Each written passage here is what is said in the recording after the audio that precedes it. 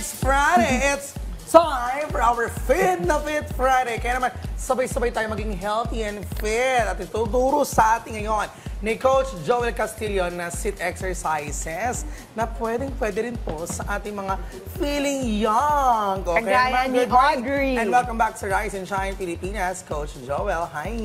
Coach Joel. Coach Joel. Good morning. Good morning, magandang umaga po. Rise and Shine, Pilipinas. Mas magandang araw mo ngayong umagang ito. Iba. Inspired si Profi today. Okay, gaano katagal ka na nagtuturo ng mga ganitong klaseng exercise? I've been teaching for almost 14 years na po ng mga ganitong klase ng exercise. Yung ituturo ko ngayon isang way lang para ma-modify yung mga workout na pwede sa mga nakakatanda. Nakatatanda. Na parang sakit-sakit sa mga kasama ko na sabihin natin nakakatanda. Dapat feeling young. Feeling young, yes. Mga sige. millennial. Okay, yung mga nakatatandang may abs. Wow. Okay. Meron.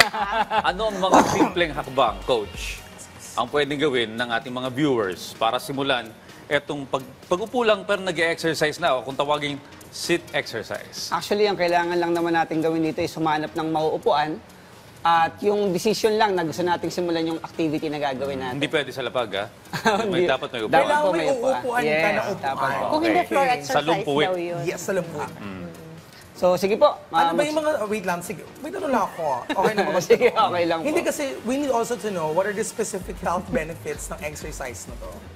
Yung mga sitting exercises kasi is an alternative dun sa mga, again, feeling young, para makapag exercise pa rin despite yung mga busy days natin, tsaka despite yung very limited space. Feeling yan, medyo may katamaran dahil nag-exercise na lang, nakaupo pa rin. Pwede rin naman po. Hindi kasi, even sa office, di ba, nakaupo ka dyan, Yeah. you can do it. Tama, Yeah, Di ba? Hindi mo kailangan masyado Sige. lumabas. Okay, paano natin masisiguro na tamang form at technique ng mga matatanda habang ginagawa nila ang sit exercise? Importante lang naman when we do yung mga every workout naman na gagawin natin, kailangan lang naka-engage lagi yung core natin. Okay. Tapos keep your body upright. Okay, tapos yung breathing pattern natin, doon sa easy part, andun yung inhale natin, doon sa mas mahirap na part, andun yung exhale natin. But you know what, Coach? There are 4 stages of breathing.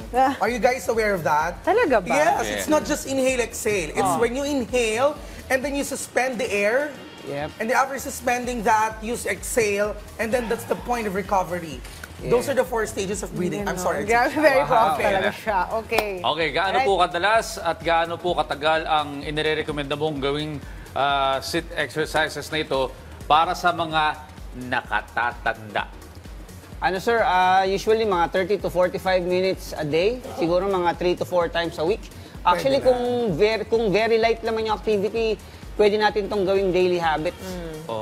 Pwede rin kay Direct Chito, habang nakaupo, nagdidirect. Tama. Direct, may papatanggal ka dito mamaya. Matanda ka na Okay. lang, direct. Simulan na natin ito. Ang dami ng eba sa mga kasama ko. Let's start this sit exercises. Ano bang first exercise sa gagawin natin, Coach Joel? Ayan, so yung first workout na gagawin natin is we're going for sit to stand. Okay, so sit to stand. upo lang po tayo sa bench, tapos tayo lang po tayo. Okay, sabay-sabay tayo. Gawa tayo ng 10 reps. Okay, let's go. Stand up. Guys, kung kaya ko to, And sit naka-high down heels, po. kaya Sabay nyo ng mga to. ka-RSP, Stand up.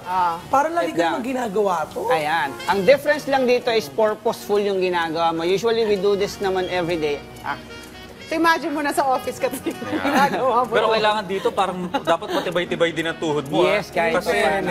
kasi yung weight ng katawan mo, mukhang sumasapo yung...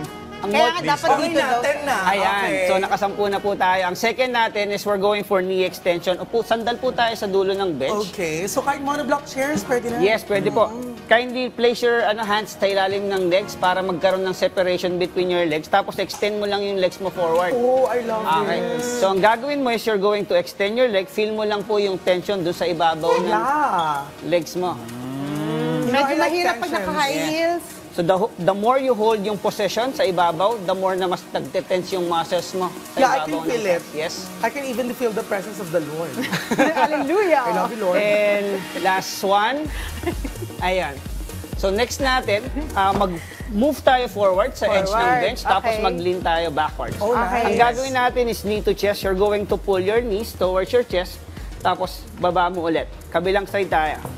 Ayan. So ang tawag dito is knee to chest. Basically, if you do this movement, nata-trigger yung lower abdominals mo tsaka yung abdominals. Hip flexors kasama rin po. So ito yung movement. Parang bagay na bagay kay Lolo Audrey. Imagine mo call center agent ka. Tapos ginagawa mo ito Pwede. ng silya. Pwede, tama kasi mahaba yung oras Kaya nila. nga eh. Imagine kasi magsakit-sakit yung likod mo. At least na-exercise mo. Imagine mo Para kung jeepney mag-stress driver ka. ka tapos ginagawa mo. Tama. I love this. Last So two. far. Last one. Next Okay. natin, diretso po tayo. Diretso natin yung isang legs natin. This time, we're going for leg raises. So, lift mo lang yung legs mo. Again, every time you lift, mararamdaman mo yung abdominals mo kasama yung legs. That is working. Gawa tayo ng 6 per side. O yan na, tingnan nyo na. Guys, naka-high heels ako pero kaya ko. Kung kaya ko, kaya nyo rin. Kabilang side tayo. Again, straighten your legs. Lift mo lang yung legs mo up. Na-feel ko yung tension. Yes. Yeah. Ang importante naman sa pag-workout is yung syncing ng mind and yung body. So, Okay. every time you move, make sure you feel the tension dun sa muscle, group of muscles na ginagalaw mo. Last one. Okay. Pagod ako. So, meron tayo isang workout. Tayo using the bench. Okay. Ayan. Dito tayo sa gilid. Usually, di ba, pag yung mga nakatatanda natin, medyo mahina na yung mga balanse nila. So, ang gagawin lang natin is kukuha tayo ng support or balanse dun sa upuan. Okay. Angat natin yung isang paa So, natin sa leg gilid. raises. Yes, side leg raises po. Yan. Pero ingat lang, baka mamaya bigla kayong mabuwal or whatsoever. Opo. Ha? So, ang balance kasi, usually para matrain mo, kailangan mo rin siyang i-challenge once in a while. So, Yes. importante nakahawak po at stable yung upuan na ginagamit. Pwede bang hindi nakahawak? Pwede rin. Kaya Kaya, mo, Audrey. Subukan mo, Audrey, Audrey. tapos yung kabilang side din po tayo. Baka tamaan kita eh. And Kabilang that's it. side. Ayan. Makinig kayo, kabilang side. Kabilang side. So, yung mga simple exercises na yun, pwede natin gawin sa bahay, sa opisina. Basically, without any equipments, only your chairs lang. Parang naalala ko yung dog ko sa ganitong position. Ganyan, bigla sa mamaya bigla nabasa ka na inihian ka pala. Pasintabi sa mga nag-breakfast. Oo nga, ganyan mga aso ko Okay, rin. so- Oh, grabe.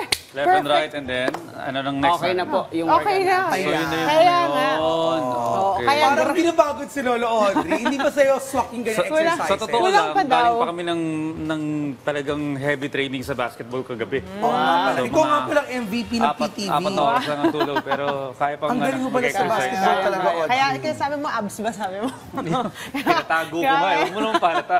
Grabe, perfect talaga to para sa mga gustong mag-exercise pero hirap na tumayo, lalo na sa mga matatanda. Kaya naman maraming salamat sa pagbabahagi ng kalaman sa amin tungkol dito sa Sit Exercise for Oldies, Coach Joel May Castillo. social media accounts pa si Oo nga pala, Coach, may oo. social media Ayan, pages ka so ba? pwede niyo po ako i-follow sa Facebook po, Joel R. Castillo, or sa IG, Joel PTRP. Alright, muli Coach maraming Joel, thank you. Yes, Maraming salamat din po sa pag-imbita. maraming salamat.